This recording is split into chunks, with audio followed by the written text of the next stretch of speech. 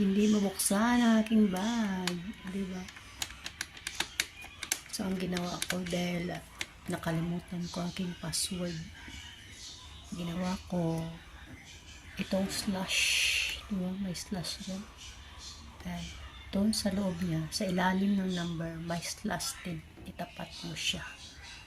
Ganon din ang tatlo.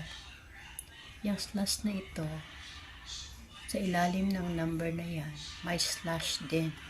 So, tatlo yan. Pantay mo silang tatlong pareho slash. May slash sa ilalim ng number. And then, after mo magtapat ang slash nila, i-turn mo left. Magaganyan-ganyan siya. Yan. Hanggang sa maganyan mo.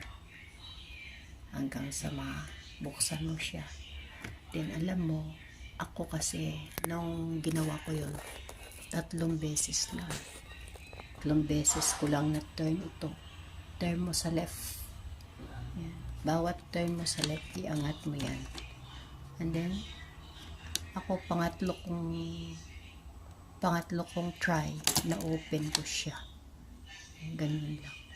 3 beses. So, huwag mo tigilan hanggat hindi nabuksan. Pwede kayo mag-ulit ka ulit. Reset mo.